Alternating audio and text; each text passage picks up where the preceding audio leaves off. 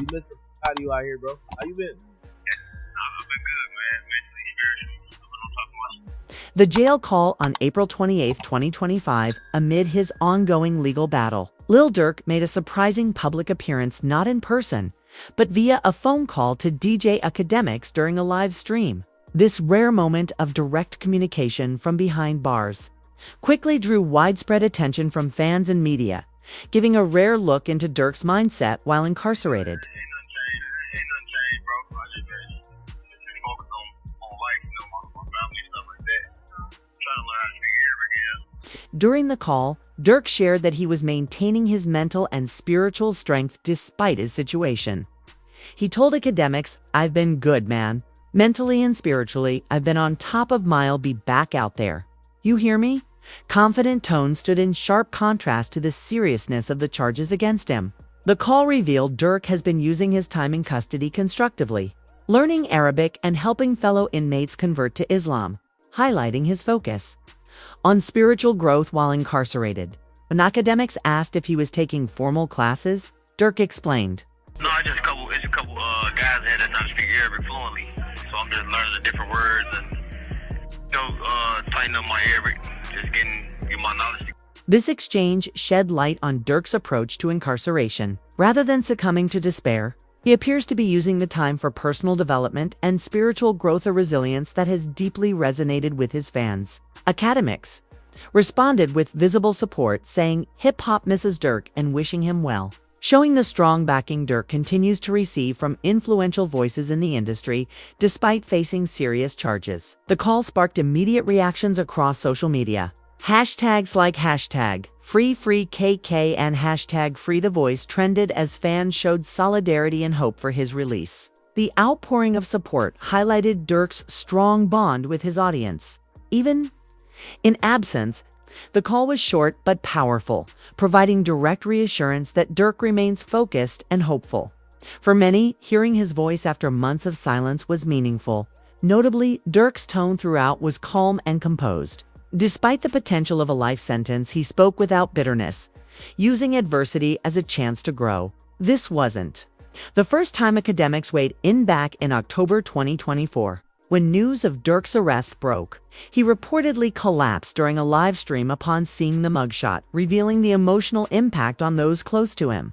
Public interest in the case extends far beyond this call. Since Durk's October 2024 arrests, debate has grown around the charges, the evidence, especially the use of his lyrics in court. On Instagram, celebrities like Meek Mill and Ro voiced support, while fans questioned the justice system's treatment of rappers.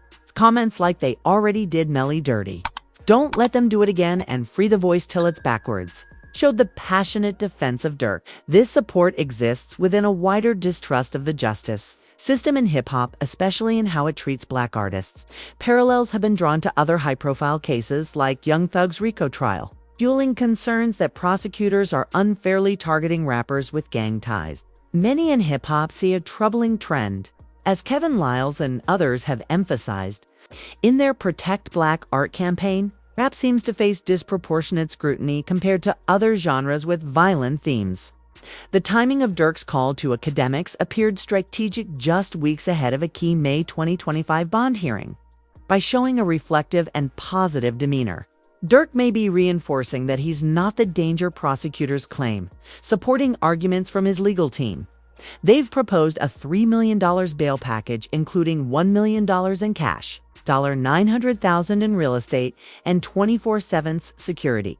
Though past requests were denied, the May hearing offers another chance at pretrial release. The case is further complicated by the alleged motive, retaliation for King Von's 2020 murder. Prosecutors suggest the conflict involves Durk's died to the Black Disciples and Quando Rondo's camp, linked to the Rollin 60s Crips, adding layers to the case. Ironically, Durk has been a vocal advocate for peace, especially in Chicago's drill scene. In 2024, he backed a mural honoring fallen artists like King Von, and days before his arrest, his United Center birthday show featured collaborations promoting unity. This contrast between his peace advocacy and the violence he's accused of has left fans divided. Some see it as proof of innocence, Others questioned the sincerity of his public message. Another key point is Durk's ongoing commercial success. Despite being behind bars, his March 2025 album Deep Thoughts remains on the Billboard charts, showing his legal issues haven't weakened his musical influence. This resilience reflects a long-standing hip-hop trend where legal struggles can boost authenticity, though similar dynamics exist in other genres too. It raises deeper questions about how art, business, and criminal accusations intersect. Looking ahead, the upcoming May bond hearing and October 14th trial date will be pivotal.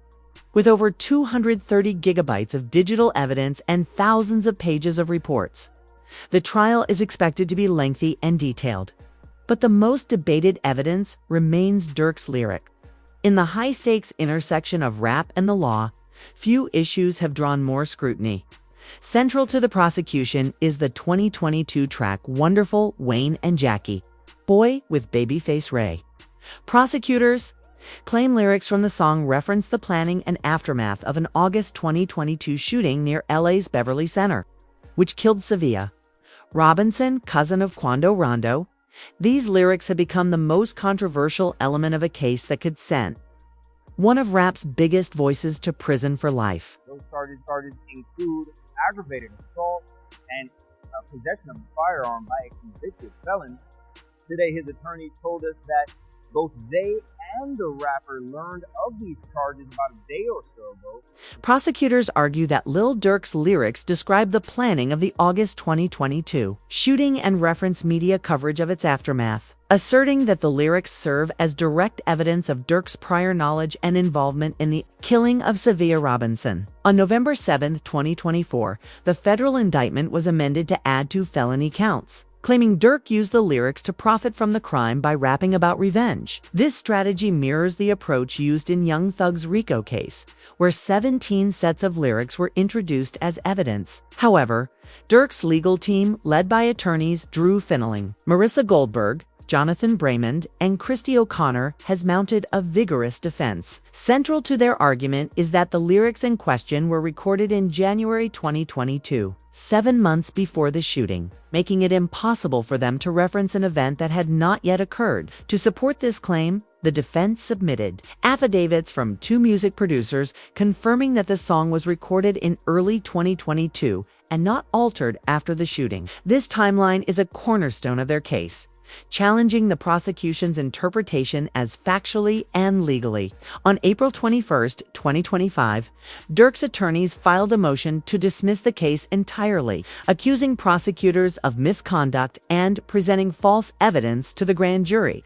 They argue the prosecution has built its case around lyrics taken out of context and linked to the shooting through speculative connections, particularly a supposed reference to a news clip they say originated from unaffiliated fan pages, not Durk himself. In December 2024, the legal team issued a public statement to Newsweek, calling the use of lyrics as evidence a glaring sign that prosecutors lacked concrete proof, describing the charges as false and rooted in a failure of basic due diligence. In addition to the released track, federal authorities also obtained an unreleased song titled Scoo Hiss from a co-defendant's phone during a search warrant execution. This track, which later surfaced on SoundCloud despite never being officially released, includes lyrics such as riding through Beverly Hills with choppers and portrays Durk as a bounty hunter. Prosecutors claim these lyrics further support their theory of Durk's involvement in the shooting. The seizure of such unreleased content highlights the depth of the investigation and the extent to which officials are scrutinizing any possible connection to the alleged crime. The broader legal and cultural debate over the use of rap lyrics as criminal evidence has drawn significant criticism from civil liberties advocates, academics, and music industry figures. Eric Nielsen, a professor at the University of Richmond and co-author of Rap on Trial, Race, Lyrics and Guilt in America, has been especially outspoken, warning that prosecutors are stripping lyrics of artistic value and treating them as literal confessions. Similarly, Ed Yonka, a spokesperson for the ACLU of Illinois, criticized the practice by emphasizing that legal proceedings should focus on concrete actions, not creative expression. This controversy has spurred legislative responses. States like California and Louisiana have passed laws limiting the admissibility of song lyrics in court. However, those laws only apply to state courts and offer no protection in federal cases like Durk's. Critics argue that using lyrics as evidence disproportionately targets Black artists and imposes scrutiny not seen in other genres such as rock or country, where violent themes are often present but not legally weaponized. This approach, they contend, risks stifling creative freedom and perpetuating racial bias within the justice system. The prosecution of Lil Durk exemplifies the broader tension between artistic expression and criminal liability. While this isn't the first high-profile case to involve lyrics as evidence, Young Thug's RICO case being a recent example, it remains a highly controversial tactic.